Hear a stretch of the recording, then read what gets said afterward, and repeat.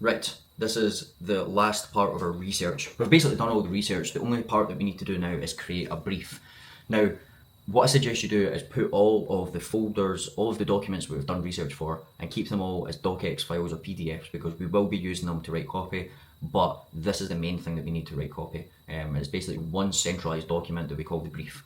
So what we're going to do here is I'm going to take this copy, this prompt, we're going to put this into Claude or ChatGPT or whatever you want to use, and we're basically saying we're going to give it all of our documents, and then that is going to create this big massive brief for us. So that's all I need to do. I'm going to take it over to Claude, and then we're going to download this as a docx. So that's our competitor research. Download this as a docx. Oh. Download that as a docx. That's our customer language. Then market awareness. And we could have also put our mechanism in there. Now, what I'm going to do is I'm going to leave the mechanism blank for now. If you've done the mechanism before and you found one that you like, then you can put that in here. The way that I would typically do it is I do it without the mechanism, then I use the brief to create the mechanism. And there's a lot of times where I'll switch the mechanism out as well. So we've got all that. Now what we need to do is basically just put in these docx. So we've got our customer research, psychographic research, which is our customer language and our market awareness, and we're going to put all of this in here, and then we're just going to hit enter, and that's going to create our full entire brief. Right, so that actually finally done that. That actually took so long. So sometimes it's going to spit out a lot more, and it's just dependent on how big the documents are that you put in.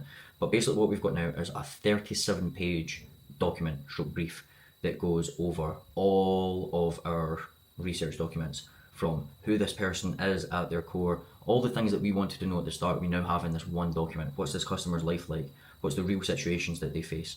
What's the core problem, the functional problem, the emotional problem, the root cause mechanism? We're also going to tie into the awareness levels. Where does this person sit?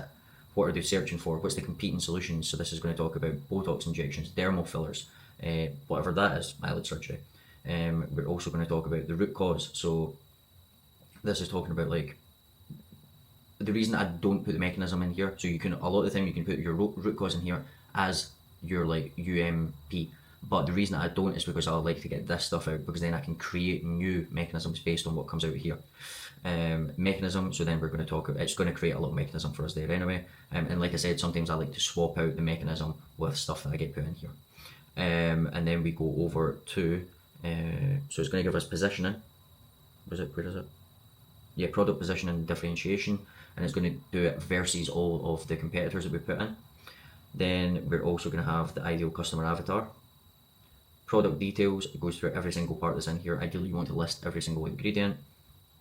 And we've got a ton of stuff in here. Then we go into objection handling. This is a massive part of it, because we go into like, how is this different? And then it's got source of the objection, the truth behind it, how to address it. And we've got a big massive section for each one.